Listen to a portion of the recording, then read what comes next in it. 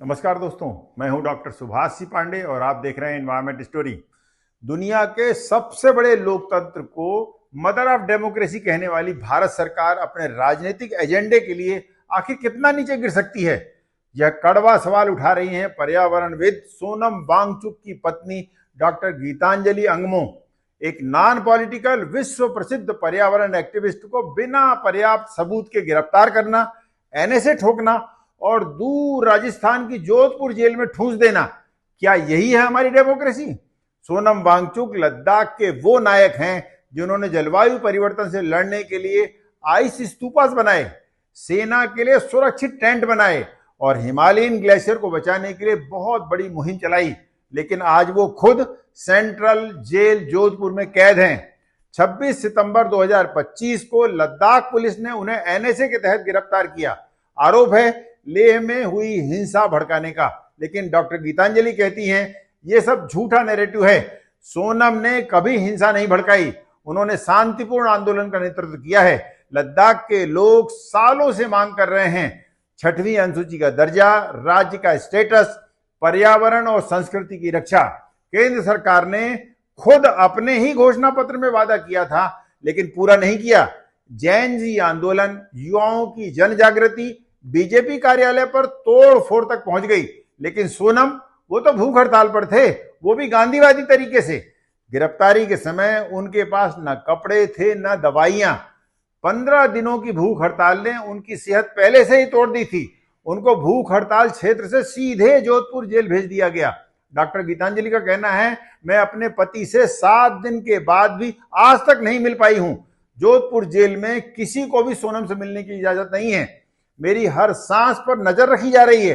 दिल्ली में गाड़ी का पीछा किया जा रहा है, अज्ञात लोगों के द्वारा लगातार पीछा किया जा रहा है, यह डराने की कोशिश है। गीतांजलि ने 1 अक्टूबर को राष्ट्रपति, प्रधानमंत्री, गृह मंत्री, कानून मंत्री, लद्दाख के एलजी और डीसी को भी पत्र लिखा है।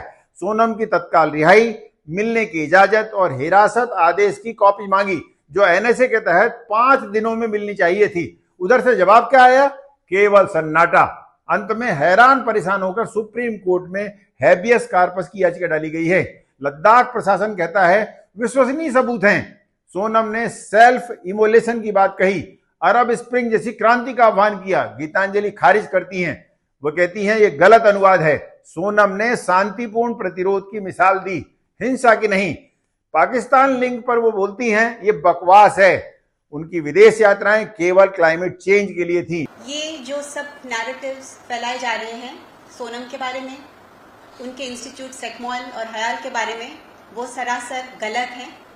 हम उनका एब्सोल्युटली एलिगेशंस का कंडेम करते हैं और सरासर उन्हें झूठ कहते हैं।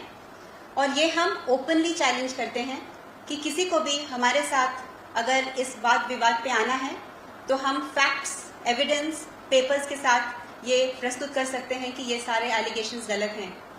ये मैं पहली बार नहीं कह रही हूँ। पिछले 1 महीने से और 4 सालों से हमारे ऊपर काफ़ी विच हंटिंग हो रही है। ये सारे जो डॉक्यूमेंट्स हैं, फाइनेंशियल, लीगल, ये सब सीबीआई से लेके इनकम टैक्स डिपार्टमेंट से लेके सबको दिए जा चुके हैं, और फिर भी ये एक स्मोक स्क्रीन क्रिएट किया जा रहा है सोनम को डिफेम करने के लिए, ताकि उनके अगेंस्ट ये नैरेटिव बना के जो उनका 6 शेड्यूल का मूवमेंट है उसको वीक किया जा सके। तो मैं एक एक करके सब एलिगेशंस को अभी आपके सामने रखूंगी। पहला, कि सोनम ने पाकिस्तान में जाके एक कॉन्फ्रेंस किया। मेरा प्रश्न ये है कि उसमें क्या गलत है। फरवरी में यूएन, यूनाइटेड नेशंस और डॉन मीडिया ने एक क्लाइमेट चेंज पे कॉन्फ्रेंस रखा। ये हमें पता है कि हिंदू कुश हिमालय 8 कंट्रीज को टच करते हैं, जो 3rd पोल कहलाया जाता है। हिमालय को 3rd पोल इसलिए कहते हैं क्योंकि वो अराउंड 2 बिलियन लोगों को पानी देते हैं, और ये अफगानिस्तान से लेकर बांग्लादेश तक ये कंट्रीज हैं, जिसमें चाइना, पाकिस्तान, नेपाल, भूटान सब आते हैं। तो बहुत सारे ऐसे इनिशिएटिव्स हैं, जैसे इसी मोड जो काठमांडू में स्थित है, जिसके हम कंसोर्शियम पार्टनर्स हैं। HUC, हिमालयन यूनिवर्सिटी कंसोर्शियम, जिसके हम पार्टनर्स हैं, जो हम काठमांडू में मिलते रहते हैं वो कॉन्फ्रेंसेस में। तो इसमें कुछ गलत नहीं था कि उन्होंने वो जो मीटिंग्स की, बल्कि वहाँ पर स्टेज से उन्होंने प्राइम मिनिस्टर मोदी के मिशन लाइफ की सराहना की, जो कि ह्यूमन बींग्स को, भारतीयों को ये कहता है कि कैसे हम बिहेवियर चेंज करें ताकि हम क्लाइमेट चेंज पे वो काम कर सकें। तो अभी अगर उसको यूज़ करके उनका कुछ और मतलब निकाला जा रहा है कि कोई पाकिस्तानी लद्दाख में उनको दिखा, तो हमारा क्वेश्चन ये है कि आपने कैसे ये सेफ्टी प्रोटोकॉल ब्रीच होने दिया। ये सोनम वांगचुक को रिप्लाई करने की ज़रूरत नहीं है, ये MHA को रिप्लाई करने की ज़रूरत है कि क्यों कि कोई पाकिस्तानी लद्दाख में दिखा। सेकेंडली, हयाल पे जो फाइनेंशियल और FCRA के आरोप लगाए जा रहे हैं वो भी सारे गलत हैं। हयाल को कोई डोनेशन नहीं आई है, FCRA डोनेशन के लिए चाहिए होता है, लेकिन हयाल एक ऐसी इंस्टीट्यूट है जिसका रिसर्च बाहर की यूनिवर्सिटीज़ ने खरीदा। इसको हम एक्सपोर्ट ऑफ सर्विसेज कहते हैं। ये एक इनकम है और ये शेमफुल होने वाली चीज़ नहीं है, ये बहुत अप्रिशिएट करने वाली चीज़ है कि कोई ऐसे इंडियन इंस्टीट्यूट है जिसकी रिसर्च को बाहर लोग पसंद कर रहे हैं। और ये ऐसी रिसर्च है जो दुनिया में 50 साल आगे है। हम ऐसे वहाँ घर बनाते हैं पैसिव सोलर हीटेड, जो जब बाहर -20 रहता है या अंदर +20 रहता है बिना कोई हीटिंग के। तो कोई FCRA वायोलेशन नहीं हुआ और ये सारी सर्विस एग्रीमेंट CBI के पास हैं। और जब CBI हमारे पास आए, जो कि रेड नहीं था, फैक्ट फाइंडिंग वो कहने आए थे, उन्होंने ये एक्सेप्ट किया कि इसमें कोई भी वायोलेशन नहीं है। ये सिर्फ सोनम की कहानी नहीं है, उनके संस्थान हयाल के कर्मचारी भी रोज निशाने पर हैं।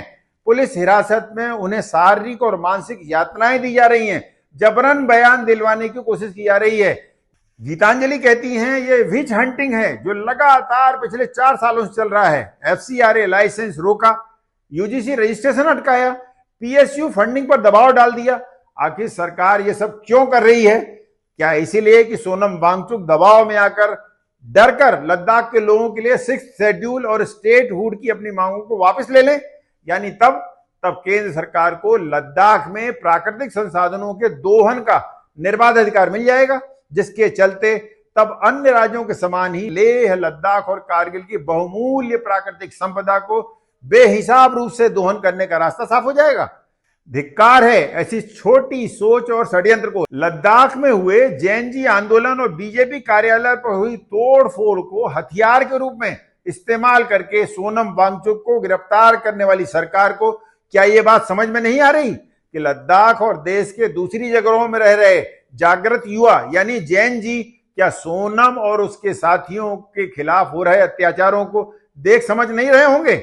शायद सरकार को इससे भविष्य में आने वाली और बड़े परेशानियों का एहसास ही नहीं है।